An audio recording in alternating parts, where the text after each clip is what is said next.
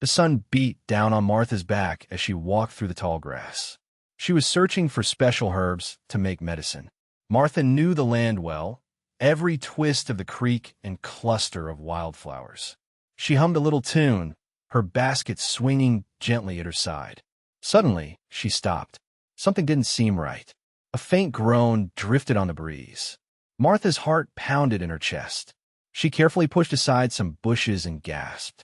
A young boy lay on the ground, his face pale and streaked with dirt. He wore leather clothes and moccasins. Martha recognized him as Comanche.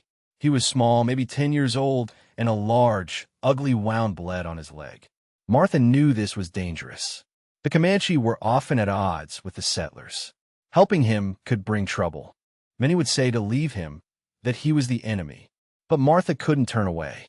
She saw only a child in pain. He was unconscious. Martha knelt beside him, her hands trembling slightly. She touched his forehead. He was burning with fever. She had to do something and fast.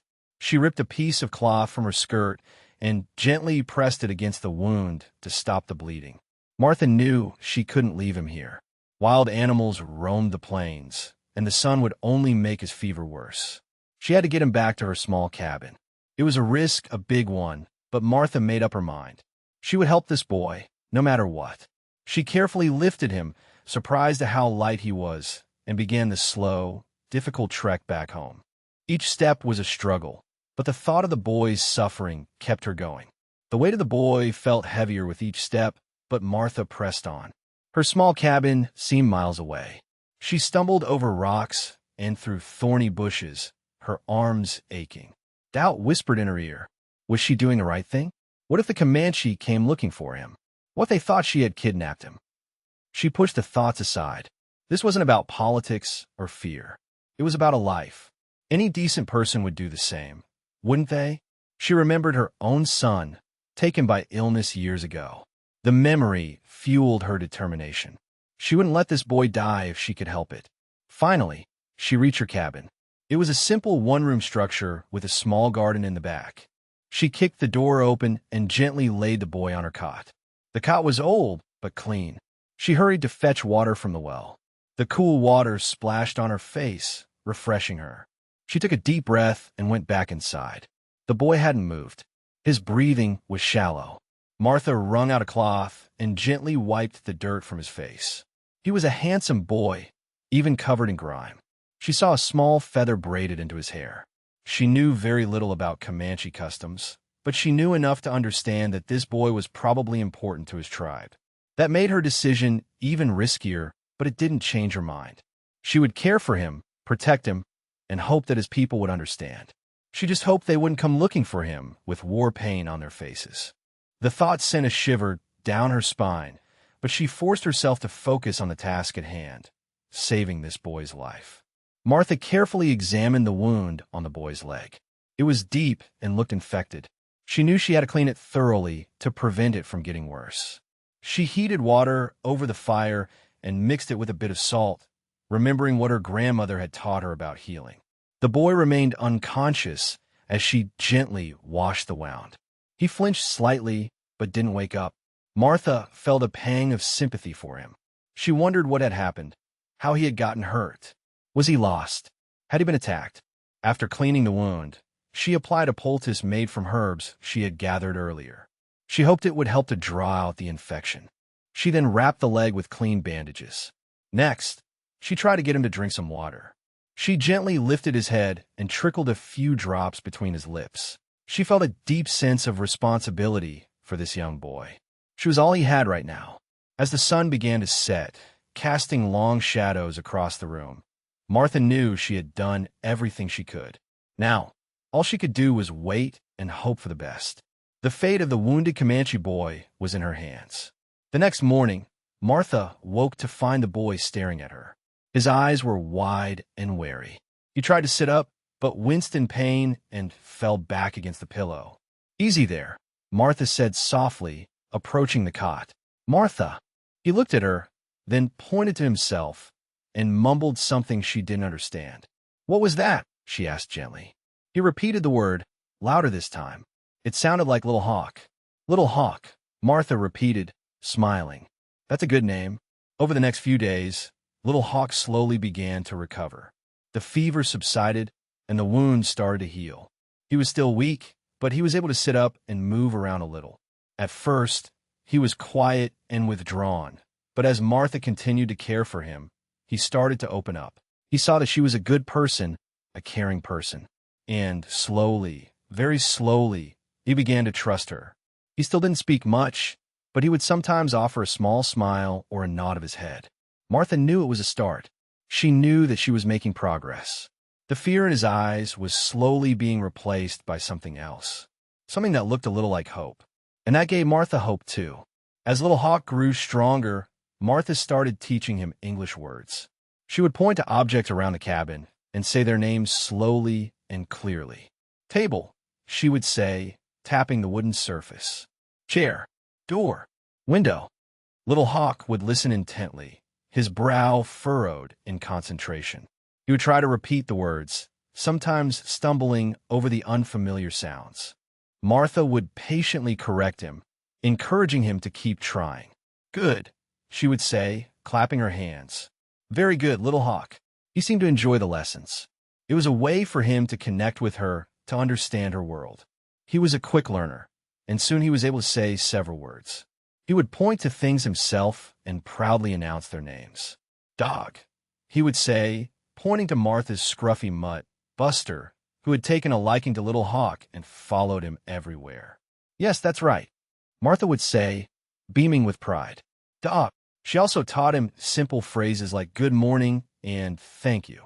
He would practice them over and over until he got them just right. Martha realized that teaching him English was more than just a way to communicate. It was a way to build a bridge between their cultures, to show him that they weren't so different after all.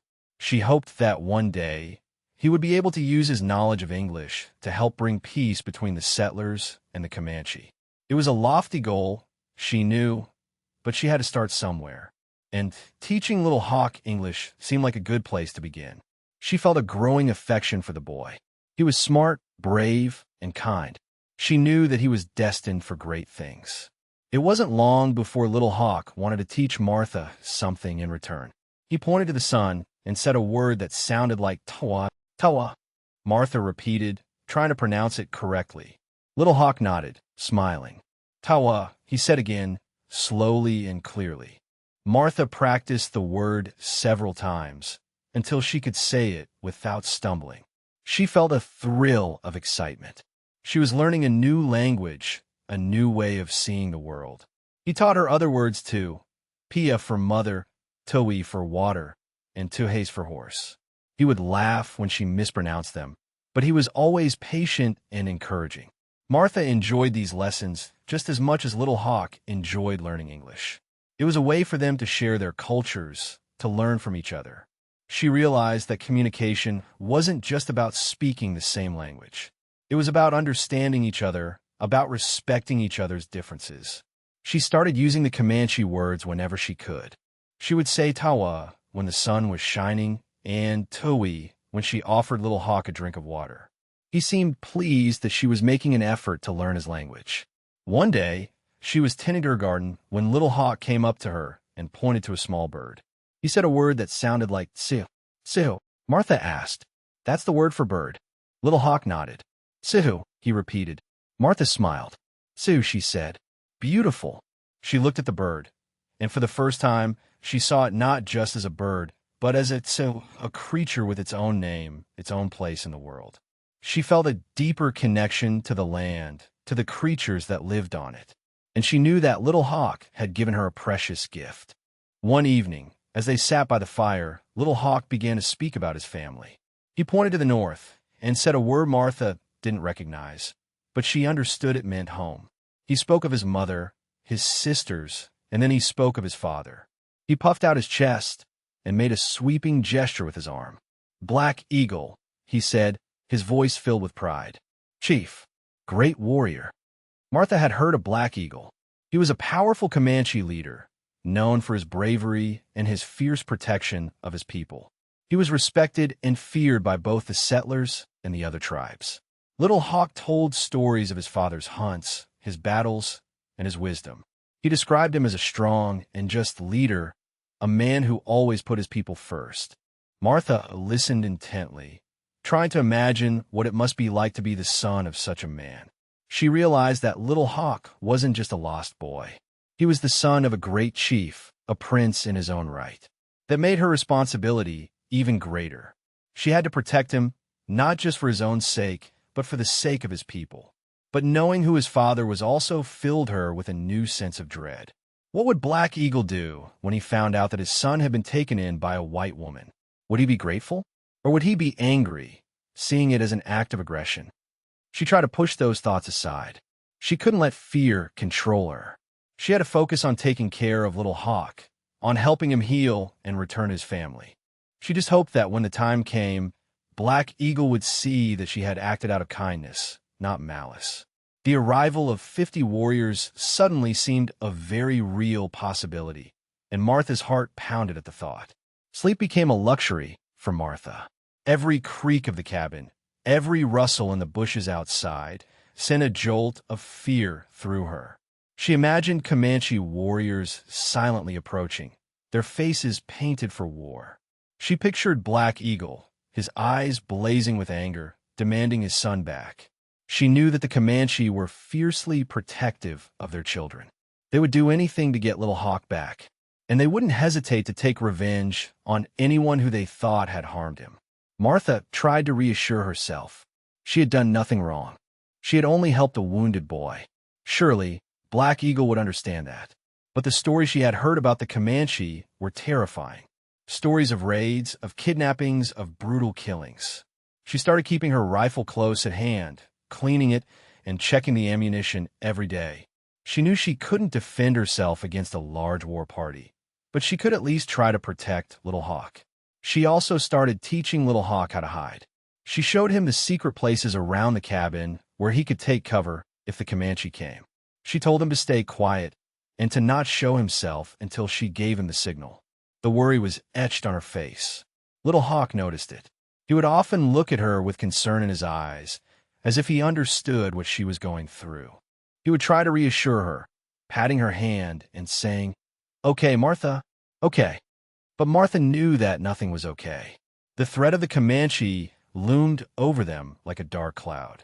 She was trapped in a nightmare, waiting for the inevitable to happen. She just hoped that when it did, she would be strong enough to face it. She hoped she could protect little Hawk and herself from the wrath of Black Eagle and his warriors. The image of 50 warriors on the horizon haunted her waking thoughts.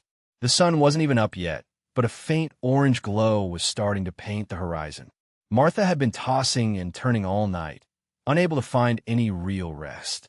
Every sound magnified in the pre-dawn stillness. Then she heard it, the unmistakable sound of horses. Not just one or two, but many. The ground seemed to vibrate with their approach. Martha's heart leaped in her throat.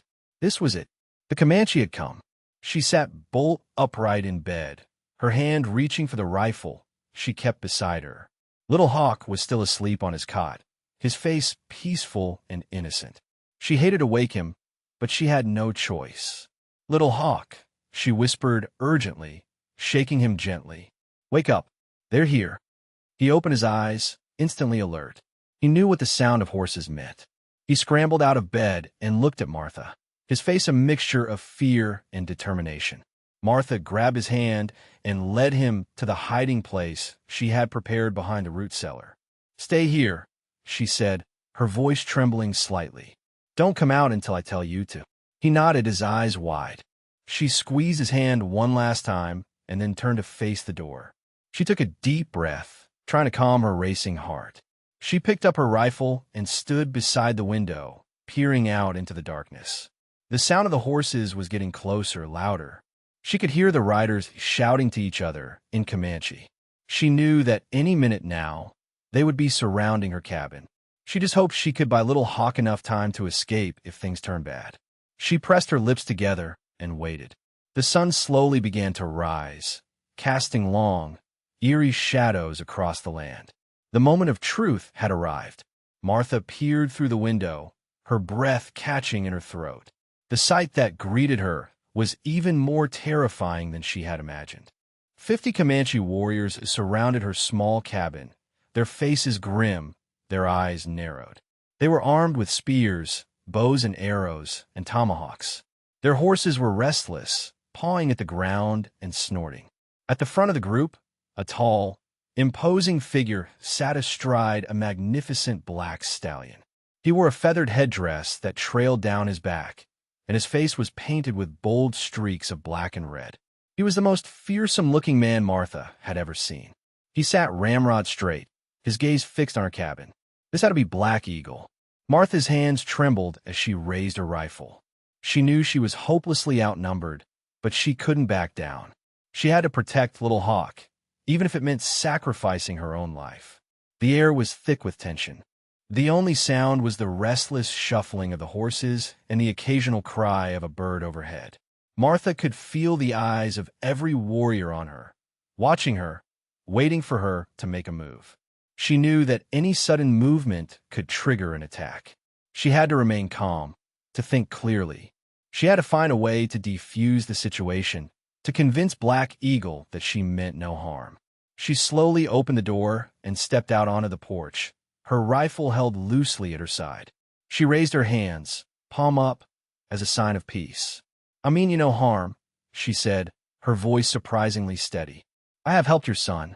The words felt small and fragile against the backdrop of so many armed warriors. The sun was fully up now, revealing every detail of the scene.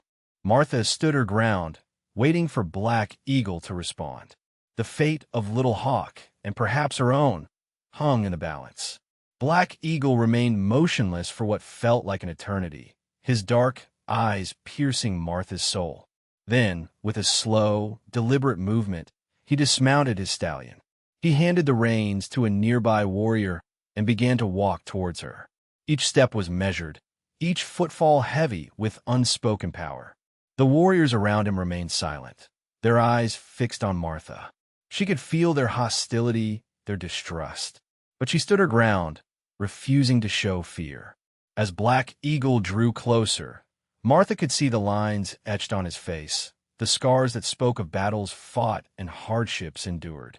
He was even more imposing up close than he had been on his horse. His eyes were like chips of obsidian, cold and unreadable. He stopped just a few feet away from her, his gaze sweeping over her from head to toe. He didn't say a word, but Martha could feel his presence, his authority. He was assessing her, trying to determine her intentions. Finally, he spoke, his voice deep and resonant. "You speak of my son," he said, his English surprisingly clear. "Where is he?" Martha swallowed hard, trying to control her nerves. "He is safe," she said. "He was wounded. I have been caring for him." Black Eagle's eyes narrowed. "Wounded?" he repeated, his voice hardening. "How was he wounded?" Martha hesitated, unsure of how much to tell him. "He was alone," she said. "I found him in the woods. I don't know what happened." Black Eagle studied her face for a long moment, searching for any sign of deception. Martha met his gaze unflinchingly, determined to convince him of her honesty. The tension was almost unbearable. The fate of Little Hawk and her own life hung in the balance. The air crackled with unspoken threats and unknown possibilities. Despite the fear that gnawed at her insides, Martha stood tall. She knew that her life and Little Hawk's depended on her ability to convince Black Eagle of her sincerity. She had to make him understand that she had acted out of compassion, not malice. "I found him hurt, alone in the woods," she began, her voice clear and steady, though her heart pounded in her chest. "His leg was badly wounded, and he was feverish. I couldn't just leave him there to die." She explained how she had cleaned his wound, how she had given him water and food, how she had nursed him back to health. She told him about the poultice she had made from herbs, about the broth she had spoon-fed him. She described how Little Hawk had slowly begun to trust her, how they had started to learn each other's languages. "I have done nothing to harm him," she said, looking directly into Black Eagle's eyes. "I have only tried to help him. He's a good boy." She paused, taking a deep breath. "You can see for yourself," she said. "He is here, in my cabin. He is safe." Black Eagle listened intently, his expression unreadable. He didn't interrupt, didn't ask any questions.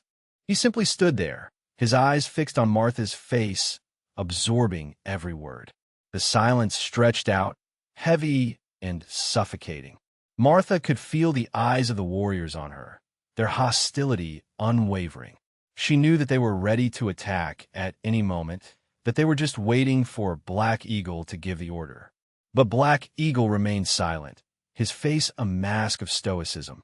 Martha could only guess at what he was thinking, what he was feeling. She had told him her story.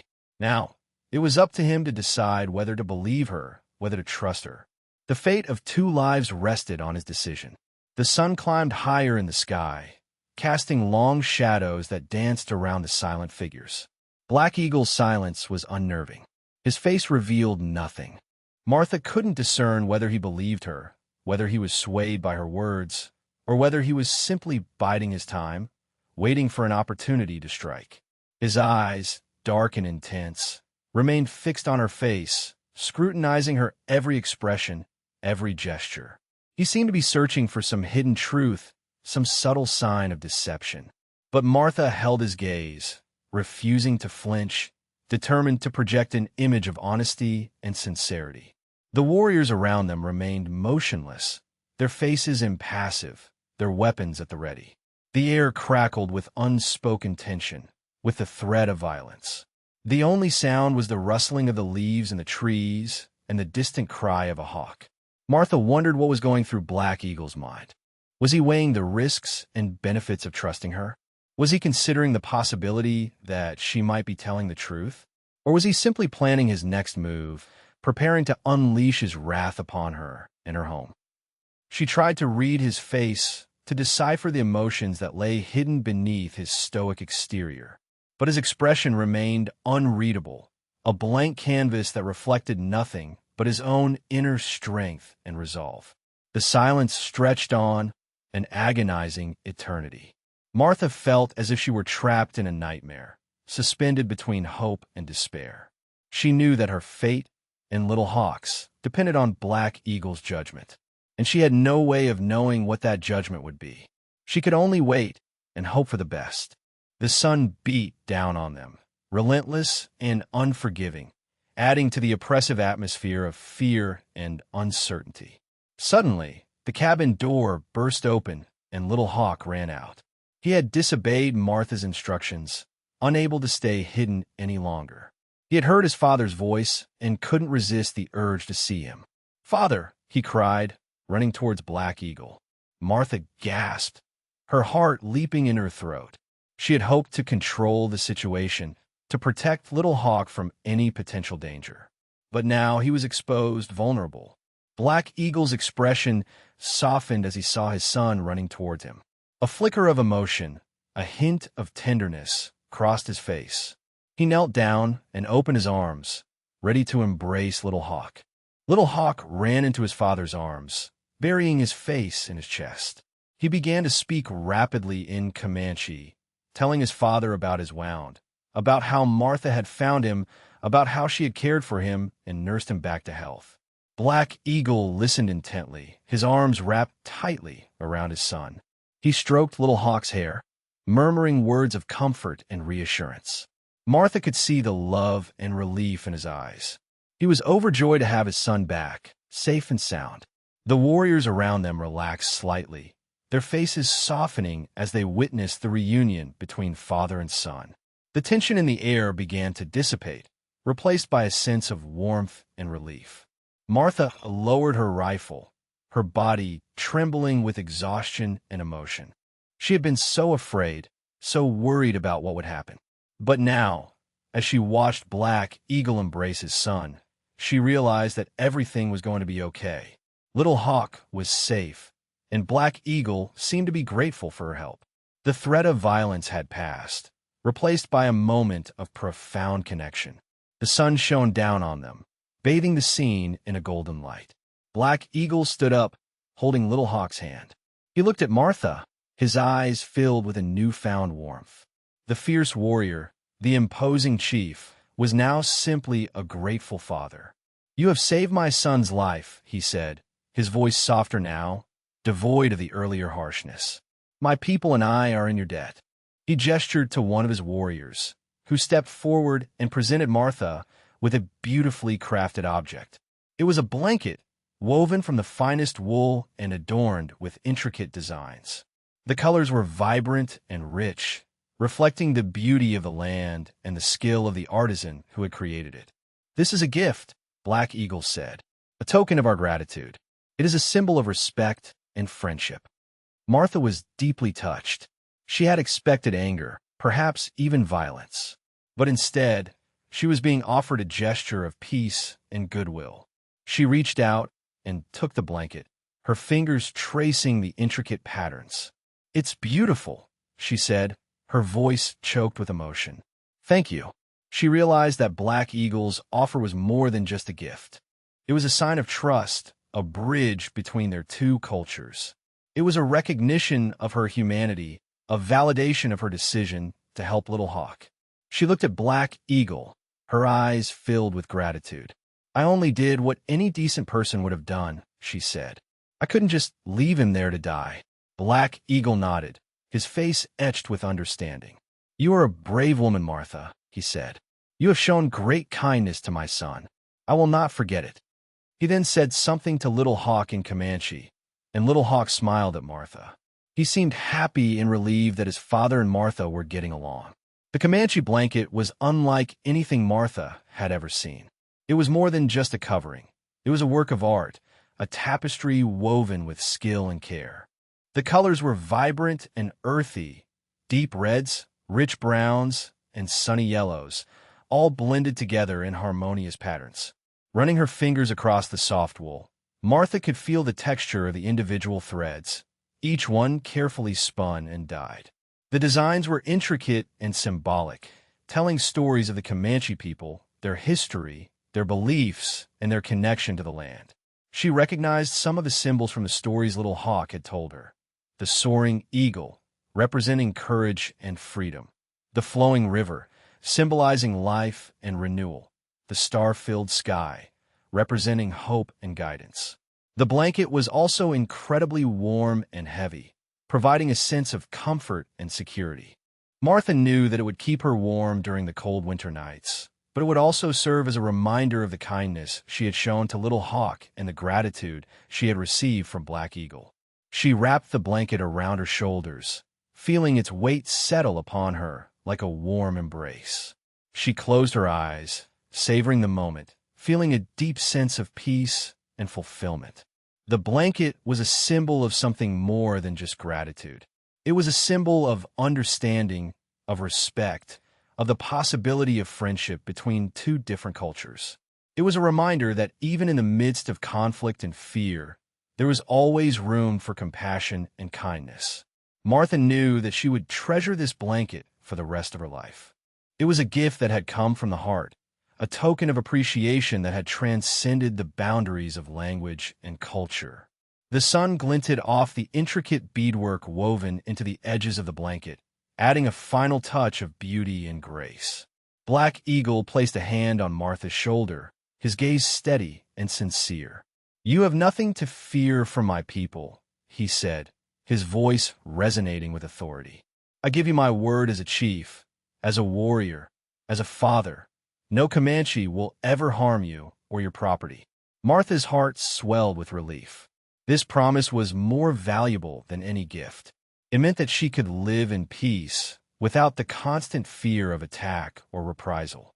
It meant that she had earned the respect of a powerful and influential leader. "Thank you, Black Eagle," she said, her voice filled with gratitude. "I appreciate your kindness." She knew that Black Eagle's promise was not just a personal assurance. It was a commitment to his entire tribe. It was a testament to the importance of honor and integrity in Comanche culture. She also realized that this promise came with a responsibility. She had to continue to live in peace and harmony with her neighbors, both white and Comanche. She had to be a good steward of the land, respecting its resources and protecting its beauty. She had to uphold the values of compassion and kindness that had led her to help Little Hawk in the first place. Black Eagle smiled, a rare and precious sight. "The Great Spirit has brought us together," he said. "Perhaps one day, our people can live together in peace." Martha nodded, her heart filled with hope. It was a distant dream, she knew, but it was a dream worth striving for. The seeds of understanding and friendship had been planted today. Now, it was up to her and Black Eagle to nurture them, to help them grow into something strong and lasting. The weight of the rifle she had been carrying seemed to lift from her shoulders entirely. In that moment, standing beneath the vast, open sky, Martha and Black Eagle shared something profound. It wasn't just gratitude, or relief, or even friendship.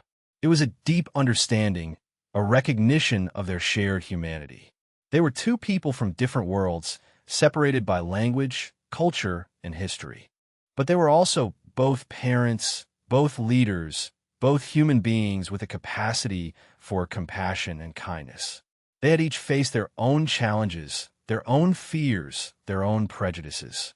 But they had also both chosen to rise above those obstacles, to embrace the possibility of connection and understanding. Martha saw in Black Eagle not just a fierce warrior or a powerful chief, but a loving father, a man of honor and integrity. And Black Eagle saw in Martha not just a white settler or a potential enemy, but a brave and compassionate woman who had saved his son's life. Their eyes met, and in that silent exchange, they acknowledged their shared values, their shared hopes, and their shared commitment to a better future. It was a moment of profound respect, a moment that transcended the boundaries of language and culture. Little Hawk, sensing the connection between them, smiled and took Martha's hand. He looked from her to his father, his eyes filled with love and gratitude. He was the bridge between their two worlds, the symbol of their shared hope. Martha knew that this moment would stay with her forever. It was a reminder that even in the face of seemingly insurmountable differences, there was always the possibility of finding common ground, of building bridges, of creating a better world for future generations. The air itself seemed to shimmer with the power of their unspoken agreement. Black Eagle mounted his black stallion, lifting Little Hawk up in front of him. He looked at Martha one last time, a silent message of gratitude passing between them. Then, with a nod to his warriors, he turned his horse and began to ride away. The other warriors followed, their horses falling into formation behind their chief. The ground trembled beneath their hooves as they rode across the plains, their figures silhouetted against the rising sun. Martha watched them go, her heart filled with a mixture of relief and sadness. She was relieved that the danger had passed, that she and Little Hawk were safe. But she was also sad to see him go, to say goodbye to the young boy who had brought so much joy and hope into her life.